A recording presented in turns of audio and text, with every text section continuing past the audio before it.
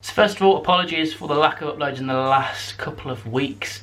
I've only had one video out recently, and that was because I went on holiday. I went over to Greece for a couple of weeks. Yes, I'm still as pale as I went, the joys of genetics, and the joys of my lack of ability to tan. But yes, that's regardless of this video I'm rambling on.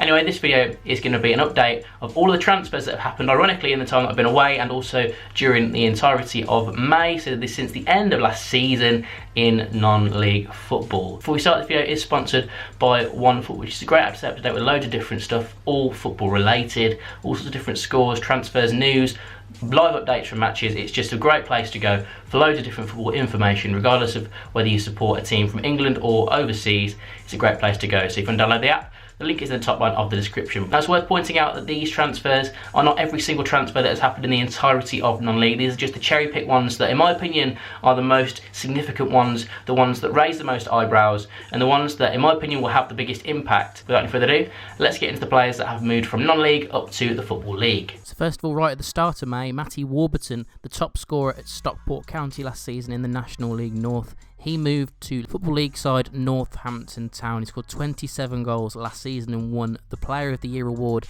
with the Hatters. Second one is John Mellish, a promising young England C international defender, 21 years old, but he won't be playing for England C now due to his move to Carlisle in League 2. Robbie Cundy is a centre-back who has played for a couple of seasons in non-league. He was at Gloucester City 2 years ago and spent the last season with Bath City, but has now earned an impressive move up to the Championship with Bristol City. He's 22 years old, 6'6", a very imposing centre-back. Joel Senior only actually moved to Curzon Ashton from FC United Manchester in February of this year. He's 19 years old.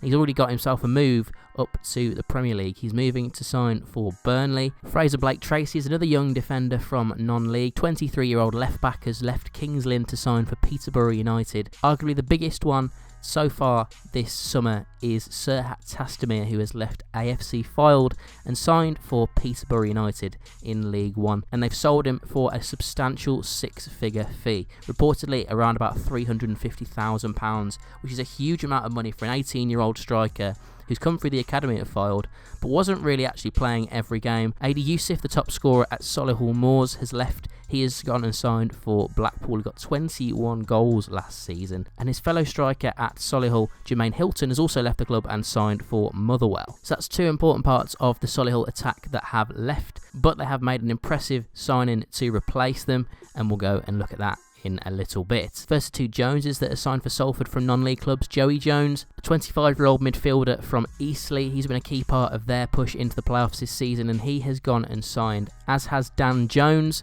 who is a defender from Barrow. Josh Hare is another to leave Eastleigh. He has gone and signed for Bristol Rovers. He's a 24-year-old defender. Joe Ironside has gone from National League North to the Football League, leaving Kidderminster to sign for Macclesfield Town. He was the top scorer at Agbra in the National League North. Dan Udo is another impressive National League North striker who has moved up to the Football League. He has gone and signed for Shrewsbury from AFC Telford for an undisclosed fee after scoring 26 goals last season. Another high-scoring striker, Brandon Goodship. He has left Weymouth, signed for Southend. He scored 77 goals as well as 34 assists in 97 games in the last few years as Weymouth won the league and got promoted to the National League South. Now looking at the most notable signings of teams in the National League. And we'll start off with AFC Fylde, who have been very active already. Obviously, they've received money from the sale of Serhat Tastamir, and they've certainly made sure that they're going and strengthening their squad early on in the summer. Scott Duxbury has joined from Stockport County, another key player for Stockport. He actually verbally agreed to sign a new contract at Stockport, pretty much just swerved them,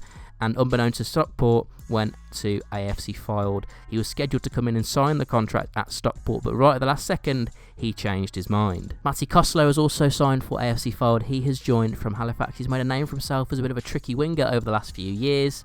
Another tricky winger, another impressive player for the National League level is Mark Yates, who for me is one of the top signings of the summer so far for non-league. He has joined from Eastleigh and was one of the best players in the National League last season. Jordan Williams, another exciting attacker, has joined from Rochdale, and Kurt Willoughby, who is the shining light for FC United Manchester in a dismal National League North season, he's also moved to Mill Farm. Scott Quigley has been snapped up by Barrow. There was a few National League teams after him, I do believe, but Barrow managed to persuade him by giving him a 3-year deal. That's a big contract for National League level. So when he got a lot of goals last season is the new Bromley striker, Adrian Clifton. He grabbed 15 goals last season with Maidenhead, and won all 5 end-of-season awards. That's a big coup for me, in my opinion, and definitely comes into the bracket of a top signing. Michael Cheek has jumped out of Ebbsfleet and signed for Bromley. Ebbsfleet struggling to maintain their squad this season after having a lot of financial problems last season, so he's one of many players that has left. Billy Bingham, who's been struck by injuries in the last few years, but is still, regardless, a very impressive player. He's dropped out of the Football League to sign for Bromley from Gillingham. Liam Mandeville's another player that's young but has experience in the Football League, and he has left Doncaster to sign for Chesterfield. Dover have signed Will de Havilland. He's come in from Maidstone. Eastleigh have been quite active so far, and they made a couple of really good signings, in my opinion. Jack Payne is a player who's played a lot of games in the Football League, as well as Joe Partington, who won the Player of the Season award at Eastleigh a few years ago.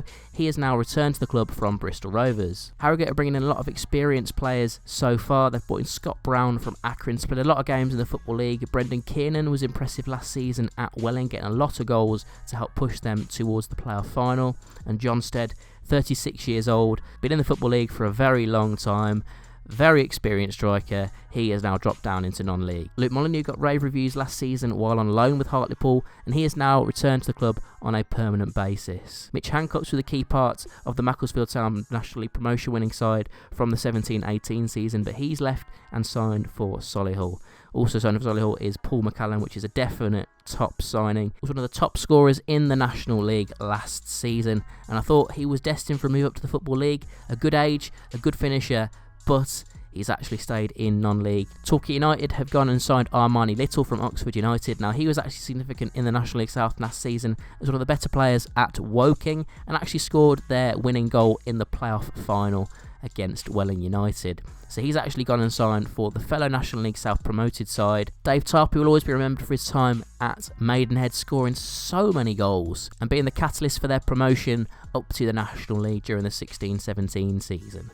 He scored around 50 goals in one season and got himself moved to the Football League to Barnet, but then got some terrible injuries and has now left and signed for Woking. Devontae Redmond actually scored quite a few goals last season for Salford City, but has decided to turn down a new contract and now signs for Wrexham, which is a club that his dad actually played for. Into the National League North, and AFC Telford have made a lot of signings so far, and in my opinion their top one is Adam Walker, who comes in from Brackley Town.